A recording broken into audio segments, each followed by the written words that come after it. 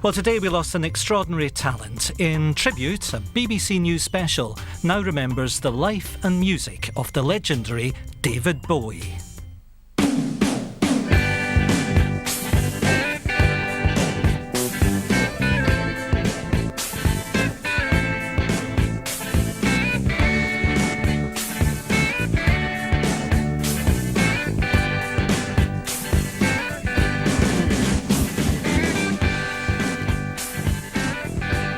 There was a double-page advert for the Bowie album Scary Monsters in 1980.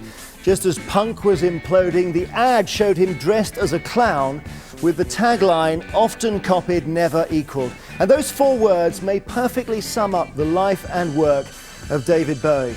He's actually a very difficult artist to describe. He was a singer who loved mime, an actor who said he didn't enjoy the stage, a 70s star who embraced every new piece of technology.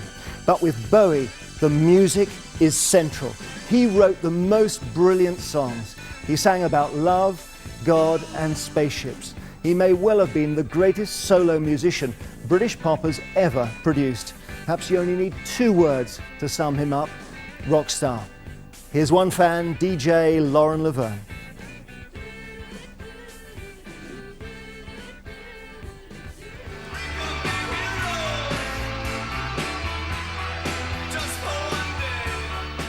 David Bowie released his 20th album, Black Star, on Friday, coinciding with his 69th birthday.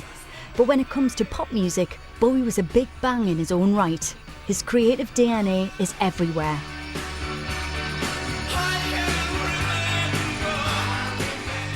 "We Could Be Heroes" was the refrain of his 1977 single, but the truth is that Bowie was the hero, an icon to music fans of every stripe, whose influence seemed to encompass teenage pop lovers and the musical avant-garde with equal ease.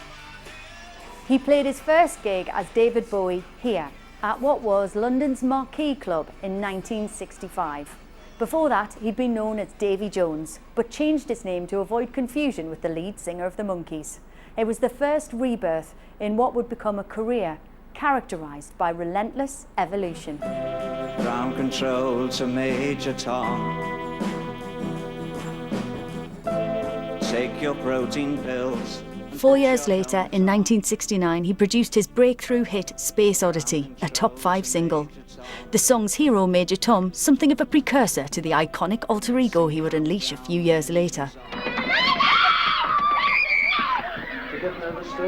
Do I get nervous? Yeah, I'm joking, The rise and fall of Ziggy Stardust and the Spiders from Mars captured the imagination of pop-loving British teenagers, but it also broke boundaries, not just because of the music. I was never very confident of my voice, you see, as a singer. So I thought, rather than just sing them, which would probably bore the pants off everybody, I'd like to kind of portray the songs. There's a star man waiting in the sky.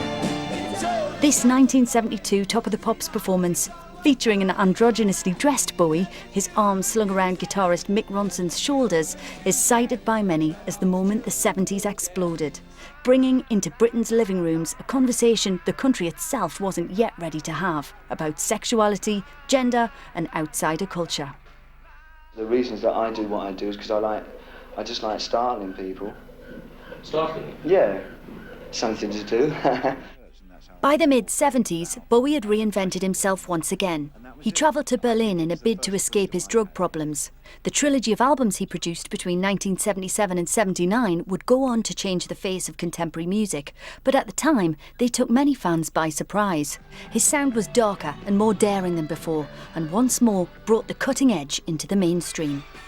He collaborated with Brian Eno in Iggy Pop, was influenced by the futuristic sound of German bands like Kraftwerk and Neu, and was inspired by disciplines outside of music too, using William Burroughs' cut-up technique to create lyrics.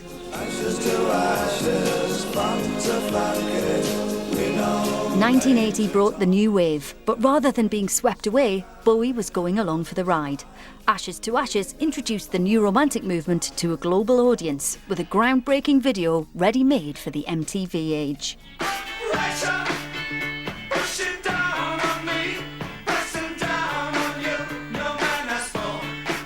The following year, his collaboration with Queen, Under Pressure, would give him his third British #1.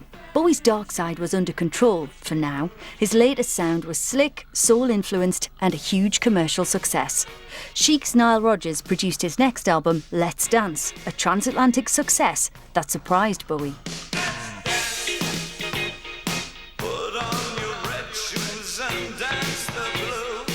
His new sound was at home on huge stages. The success of his Serious Moonlight Stadium tour was followed a couple of years later by an iconic performance at 1985's Live Aid.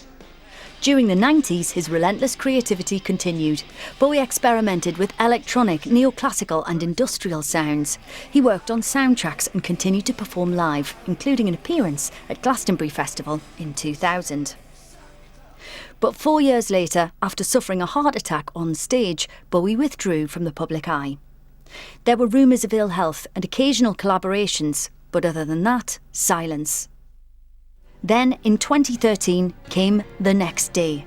A hit with critics and fans alike, it saw Bowie revisiting his musical past and his old alter egos.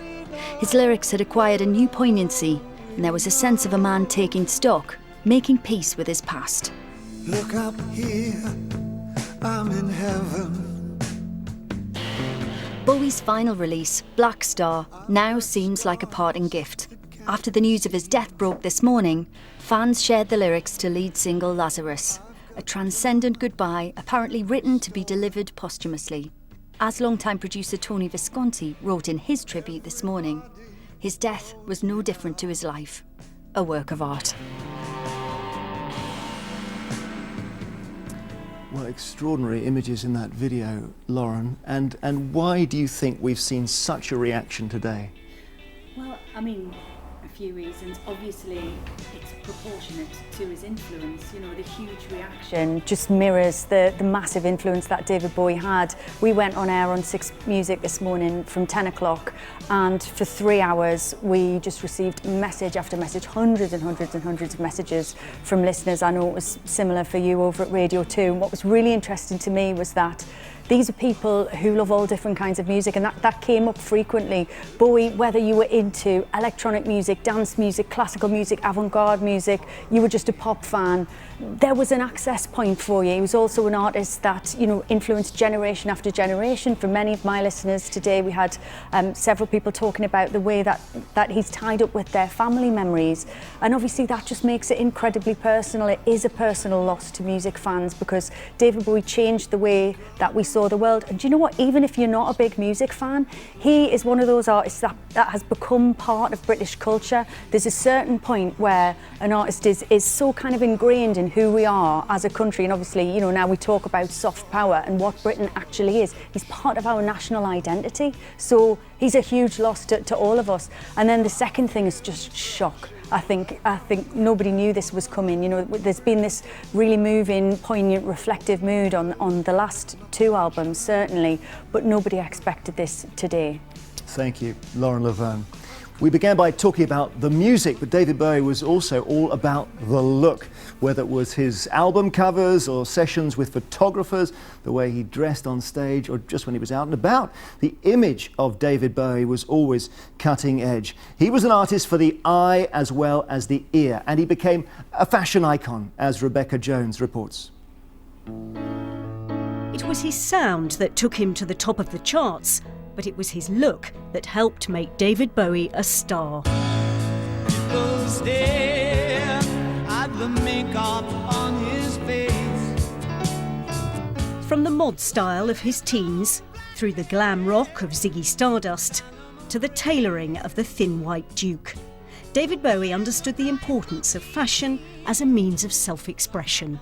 A 17-year-old, Davy Jones, has just founded the Society for the Prevention of Cruelty to Long-Haired Men. This was, after all, the man who, when interviewed by the BBC back in 1964, was already challenging conformity. For the last 2 years we've had comments like "darling" and "can I carry a handbag" thrown at us. I think it's just had to stop now. The photographer, Terry O'Neill, worked with him regularly. When I came to photographing him, he always provided the clothes. I mean, I always trusted him because he would always have his look planned and what he wanted to look like, and so I went along with it. I mean, I didn't always agree with it, but I always went along with it. How did you come to photograph Elizabeth Taylor and David Bowie? When I was in LA, Liz Taylor rang me up and said, I'd love to meet David Bowie, can you bring him down to the house? So I brought him there, and he unfortunately was 4 hours late, and so she was on the verge of walking out. And of course she never gave him the part in the picture, but later on they became really, really good friends. It was impossible not to have a friendship with David Bowie once you met him. At times he reflected total masculinity, but other times he looked very feminine, you know, and very, you know, that was part of his appeal. You know, he's loved by men and women. I mean, everyone, I can't think of a person in my life I've met who doesn't like him, ever. A retrospective exhibition at the Victoria and Albert Museum in 2013 documented David Bowie's influence on fashion, design and sexuality. With his flamboyant makeup, clothes and hairstyles, he rejected conventional masculinity. David Bowie made it cool to be different. I wanted to turn people on to new things and new perspectives, he once said. I'm not content just writing songs. Rebecca Jones reporting. Because Bowie operated under so many guises, he is a very hard artist to pin down. He was Ziggy Stardust, then the Thin White Duke, and then the bleach blonde 80s pop star of Let's Dance. He had lighter pop years and serious Berlin years and everything in between. So for us, Sean Keaveney, who does The Breakfast Show on BBC Six Music, analyses just one song from the album Aladdin Sane. He's chosen Jean Genie.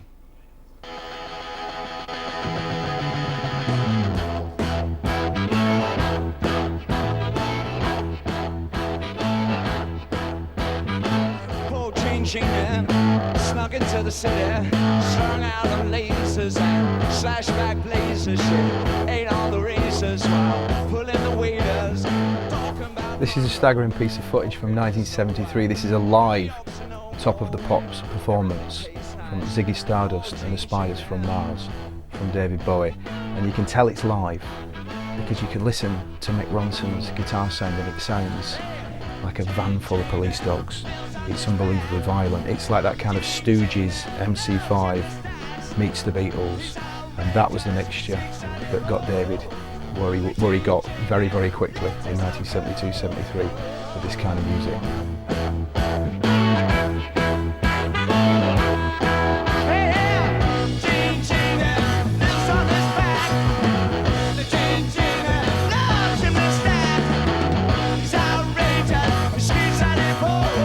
Before this, rock and roll was a kind of male Provence, wasn't it? You know, here it's just ambiguous. It's up for grabs, and you just don't know. They're getting off with each other.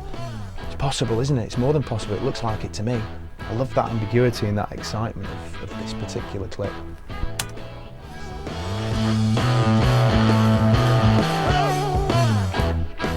Just take a look at the man. This is 1973. A colossal culture shock for everybody, this. The shock of the new, that's what we're seeing here.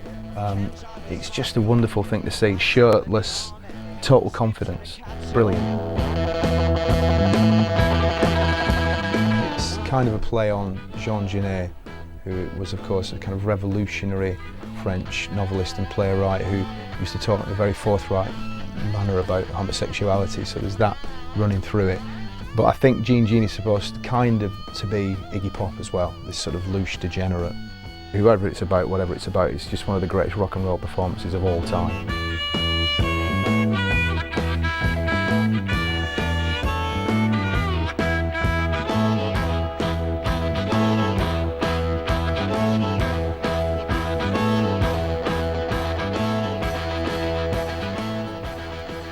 Sean Keaveney there analysing Jean Genie. Now there has been a global reaction to the death. Bowie spent his last years and his last days in New York, and you can see now the scene outside his apartment in the Soho area of Manhattan. You can see the flowers there and well-wishers who've arrived. Radio stations are playing Bowie records, and the city very much Bowie's home now and for some years, and where he spent his final days as well. And of course USA the place where he forged that what was called Plastic Soul when he did his album Young Americans in 1975, the scene in New York. But we're going to go to LA, the other side of the States now, and to a musician who worked on 18 of Bowie's albums, including Aladdin Sane and Diamond Dogs. Mike Garson joins us. Did you have a sense working with David Bowie of his creative power, Mike? I mean, it was the highlight in my life every time I toured with him and on every album I played, because he actually was the best producer I've ever worked with, because he didn't micromanage. He had a vision, he would gently say it, and the music just flowed out of my fingers onto the piano and into the recording studio. I mean, it was magical working with him on every single album we did and every tour we did, which had to be 10 or 15, plus these 18 albums over the years. So I had the blessing to really get to create with him and co-create with him over his long stretch of time from 1972 to 2005. We finished our last tour. I know it was a very long period you spent with him. Was there any particular album where he almost brought you into that creative process and you saw it happening? It happened on the Outside album, which we did in the mid-90s, because he brought in Brian Eno, myself, and Carlos, and Reeves. He wanted to sit and improvise in Montreux at the studio that Queen used to record in, and he wanted us to improvise for like 2 weeks, 4 hours a day, and then he cut that all up and made a beautiful album from that. But we were all co-composers of the music. Sterling Campbell was playing drums, and he was trying to make sure he never stayed in his comfort zone, and he made a point to say that he had some slower times in the 80s and he felt he'd compromised and he wanted to get back to his roots. So he called all his favorite musicians, and I was flattered to be one of them. Thank you very much, Mike Garson in Los Angeles, who played keyboards on many Bowie albums. Now, one of his biographers said Bowie's influence had altered more lives than any comparable figure. But his origins were modest in Brixton, in South London. And in his early years, he sang with a very London twang in his voice. He became such a huge global star that he's not perhaps immediately identified now with any postcode, but he was a British star. And Lucy Manning is in Brixton for us now. Lucy. Well, they've come in their hundreds to remember the Brixton boy, and what a better way to do it than to sing and to listen to Bowie songs. For those of us who had Bowie posters on our walls, who had the excitement of seeing him live in concert, who knew his songs as soon as they came on the radio from the first few bars, it's why his death is so significant. And if you were born in the 50s, the 60s, the 70s, the 80s, possibly even later, his appeal stretched across the generations. For the man who created the Thin White Duke and Aladdin Sane, he has gone, but the songs, well, just play them loud. I spent the day reminiscing with some Bowie fans. Ziggy play guitar, jamming good with weird and spiders from Mars. When Ziggy played guitar, Vivian Geit was in the audience night after night after night. When I was 15, 16, and he started on the Ziggy Stardust tour, I just thought, this is fantastic. And I spent the rest of that year and the following year, I think I managed to get to about 22 dates on the Ziggy tour. I'd left school, got 3 jobs so that I could save up to go. Now Ziggy played guitar. All my old concert tickets with my precious autograph from David Bowie there. I used to look up to him. Everything that David Bowie said, I used to always want to take on board. You know, everything he did. Even when he shaved his eyebrows off, I shaved my eyebrows off, and they never ever grew back. I think he was an inspiration to me.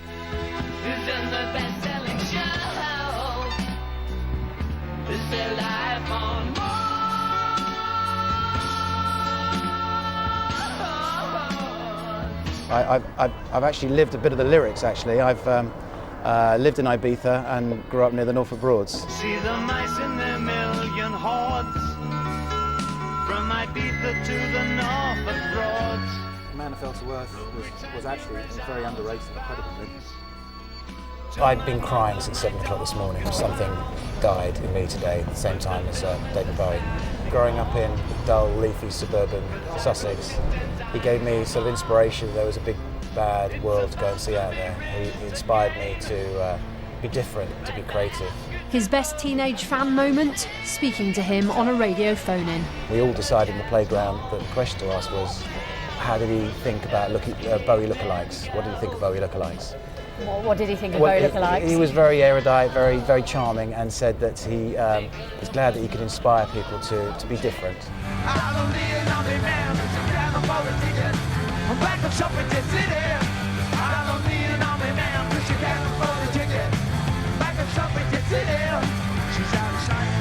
As Bowie played Suffragette City at Hammersmith Odeon, fan Graham Brown caught what he threw into the crowd.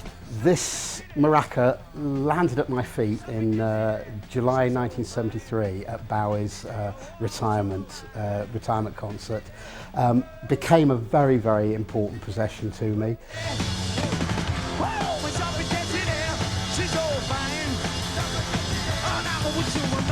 So, a constant soundtrack to my life. And it's a cliche, but it's true. The voices of some fans for you. In 1976, Bowie moved to Berlin, then divided between East and West by the Berlin Wall. It was a city filled with Cold War tension, and as an artist, he evidently fed off that. He stayed for 3 years and brought out 3 albums that in places still sound hugely experimental. Among the tracks was Heroes, perhaps the standout song of the entire Bowie catalogue. The city influenced his songs years after he left, when he released the next day, in 2013, the lead single, Where Are We Now, was seen by many as a reminiscence of his days in Berlin. I wish I could swim like dolphins can swim. Though nothing will keep us together. We can beat them forever and ever. Or we can be heroes just for one day.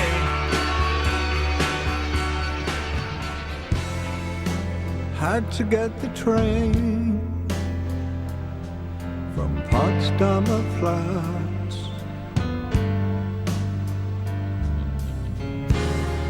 You never knew that I could do that, just walking the dead.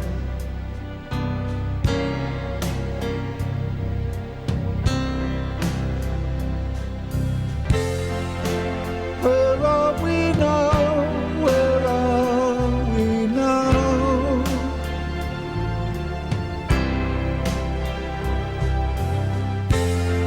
The moment you know, you know, you know.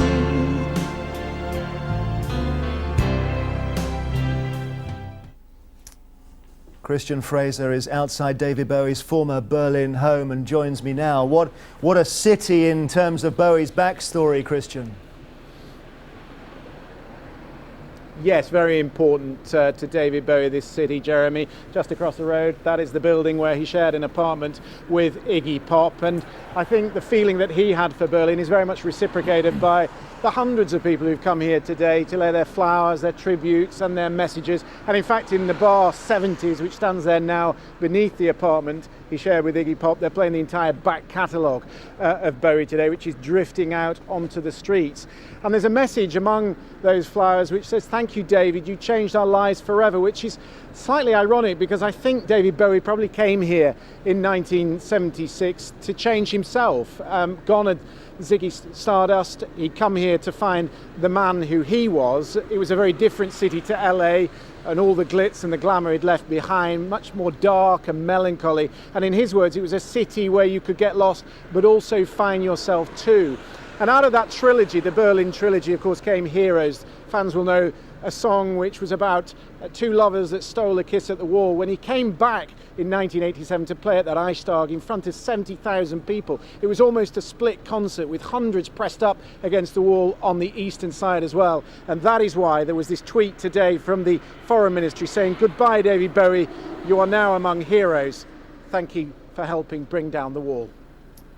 Thank you, Christian Fraser in Berlin. And with me now is Lauren Laverne and the BBC's arts editor, Will Gompertz. And Will, we were having a gentle disagreement about Bowie earlier because he's very hard to pin down and agree on, isn't he? Well, he is. Well, I suppose he's a classic postmodernist artist. He had this sort of superficial persona which he changed time and time and time again, so he couldn't nail him down. But there was a constant theme with him. He had something to say, he had something important to say. Then I suppose like any great artist, he was able to reflect the world back to us and not only make sense of it for us, but to guide us. And I think in a way that's why we're all so deeply sad about his passing today, because we've lost a crucial guide in our life to make some sense of this crazy world that we live in. And yet he touched people so personally. That's been clear today. So putting those two views together is quite difficult, isn't it? I think for me they fit together. I mean, you know, when we went on air this morning, that was what I said was, when somebody dies, what's desperately sad about it is that you lose a world, because you lose the way that they see the world.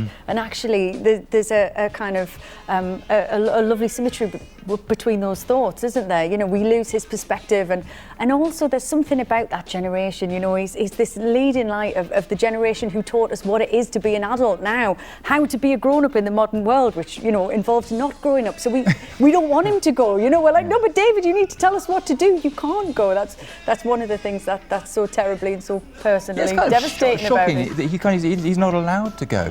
He's this figure which is so present in our lives, and even though he withdrew himself over the last decade after the heart issues, he still felt very big in our lives. And when he came back with the album the next day, and then even Lazarus, you know, these are powerful pieces of art. And I described him as the Picasso of pop, and I think that's exactly what he was. He was a true artist. Forget about him being a pop singer. He elevates above that. So great artists, whether it's Pinter or it's Picasso, it doesn't really matter. Here was a man who did something quite extraordinary for us as humanity. That he showed us what it was like to be alive. And he was brave, wasn't he, to wear a woman's dress on an album cover in the early 70s. Yeah, it was absolutely extraordinary. You know, you see that Top of the Pops moment, which now, you know, we watch with David Bowie with his arm round Mick Ronson's shoulders, and of course we kind of take that for granted, but that's part of the job of pop music, is to have that conversation first, to, you know, bring those issues into the mainstream before we're ready. That conversation always takes place. The cultural dialectic is always ahead of where we are as a society. Thank you both so much, Lauren Laverne, Will Gompertz, for coming in. We could talk for several more hours. We probably will, won't we? We've covered just some of the key moments of David Bowie's life, an impossible task to get to them all, and the emotion and loss many people will be feeling today. We're going to leave you now with some of the images from An Extraordinary Life.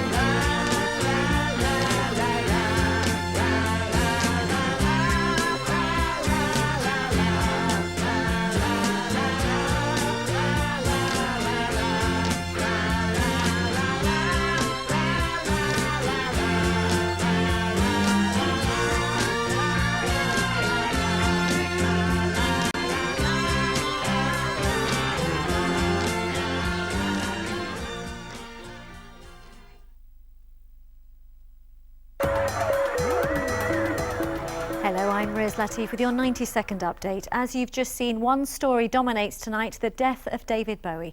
Regarded as one of the most influential musicians of his era, he had been battling cancer for 18 months. An extraordinary artist and a great star, just some of the tributes from the music world. We'll have more at 10.